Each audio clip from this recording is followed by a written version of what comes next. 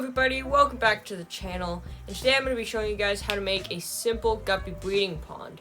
So you're going to want to start out with like a standard sterilite bin that you can buy at pretty much any Walmart, Target, grocery store even, just something standard, big plastic bin that can hold water. So I find that it's most common to see these like whitish clear ones, and so I didn't really like that color, so I decided I was going to paint mine. If you guys want to follow the same steps that I was doing, you can reference my painting aquarium background video because we're going to be following the same steps as in that video. Just make sure you have the bin upside down so that when you're painting it, no paint goes inside the bin, which is toxic to your fish.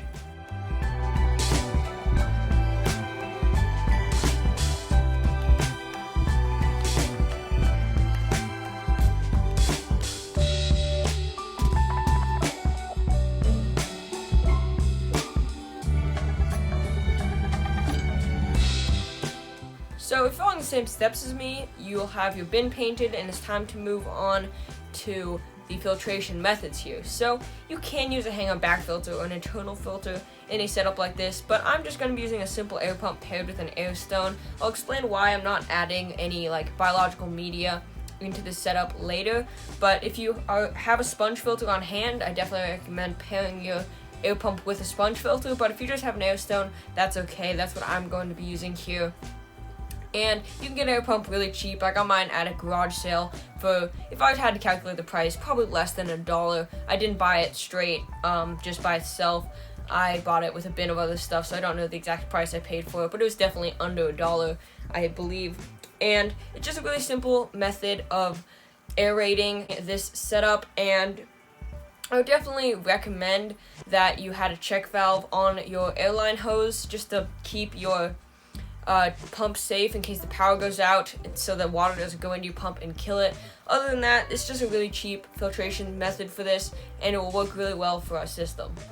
Now it's time to talk about plants. So pretty much any stem plant would work in a setup like this. You're not going to plant these into the substrate, you're just going to chuck them in and let them float around, and eventually they'll grow and spread out and provide cover for your fry, and they'll help deal with ammonia and other issues that come off of having a high fish load in a smaller body of water like this. And they'll also provide a natural environment for your fish that'll make them feel a lot safer and more comfortable with spawning in an artificial environment.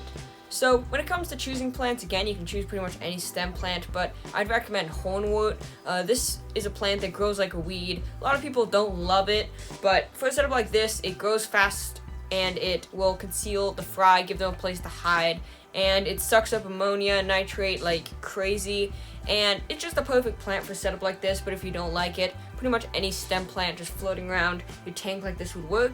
I went into the wild to collect this hornwort because I just didn't really want to buy it, and I knew I had some around me, and it's a native plant kind of around me. Well, technically not native, I'm sure it was introduced, but it grows naturally and well in water and ponds around my house. So I went out there and collected some, and along with some Elodia, which is another really good floating plant for a setup like this. By floating plant, I mean just something free floating that will provide cover for your fry. And just chuck these plants in there. They'll eventually grow roots, and some of them will root themselves into the substrate. Others will just float around, and they'll provide lots of cover for your fish and make your pond look really good. After you assemble all these items, it's time to start setting up the actual pond. So I'd recommend adding a layer of sand across the bottom. You can also use gravel, but just pretty much anything to cover the bottom. I'd recommend adding something in to the bottom of your setup as a substrate, because this is where all the beneficial bacteria is going to live in your setup. Remember, it doesn't free swim in the water, it lives on surfaces, and sand or gravel is a really good place for it to colonize if you don't have a filter. So when you're setting up your tank, add as much substrate as you can in here. Of course, don't just go crazy with it, but add at least an inch layer of this stuff, and then just pretty much chuck your plants in there, like literally just throw them in there and just let them float around. That's all you need to do. And then add an air stone, and I'd recommend adding some actual floating plants like duckweed on top of this setup, just because they'll block out some light and help prevent algae. And personally, I think they kind of complete the look of a little pond setup like this. And if you're wondering why I keep looking down there, because that's where the actual pond is right now. And you can add pretty much any other plants you want here. You can even add plants coming out of the water. You can customize this all you want. And then after you do this, I'm going to add a little bit of biological bacteria booster just to get things started. And then I'd let this thing sit for about 2 to 3 weeks, let the ammonia nitrogen cycle start. Let ammonia build up, let the bacteria start to grow. I'd throw some snails in there if you have them, just to start producing waste so that the bacteria can start growing and have something to feed on. And then after a few weeks, you'll be ready to add your guppies. And just like that, you've got your whole pond set up. So if you want to light this thing, I'm just using a pretty simple clip-on desk lamp that I bought at Target. Probably cost like $7, and it lights this thing up nicely. It doesn't need to be too bright. You can also add a heater. You see I've got a top fan 100-watt heater around the back. You can also add one of those guys if you want to keep the water warmer, although it's not completely necessary. And I added a few plants in here. These are just some Echinodoros species. You can see they're growing out of the water because they've got these immersed leaves still. And that's pretty much everything. This is the tank, or pond, I guess, a few months after it's been set up. Maybe 2 months, actually. Not too long. And as you can see, I really like the black paint we did here. It just makes it a lot more contemporary looking. I think it looks a lot better. And all these floating plants really add to this thing. And of course, what you guys are all setting this whole thing up for are guppies. So it's really hard to keep track of these guys. See, I got a ton of them down here. And I've already had 2 spawns out of these guys.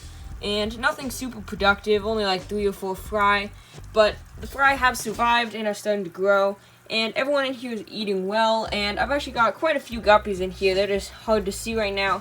Here, let me grab some food. Maybe we can get them to come out more. Right, so here we go. Let me just grab a little pinch of this.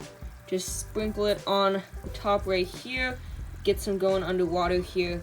Might be a little spooked at first, but let's see if anybody starts coming in. There we are.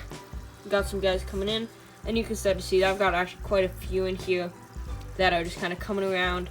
See if we can get any of the babies to come close here. But yeah, I've got a nice little colony going in here. This is just a miscellaneous batch that I got from a friend who breeds them, and these are kind of just his mutt guppies. And since I haven't bred fish for a long time, I didn't really want to start off with anything big, so just some random guppies will do fine. I'm not selling these things. I'm not trying to do like a pure strain. I'm just doing them for fun. And just, I like to watch them and just like kind of watch the process. And once you have a tank set up like this with the guppies in it, you really don't need to do anything. There's one of the babies right there. I think there's about 6 in here. There you can really see how many are in here, just hiding out in here. They add a little bit more food. You enjoying this?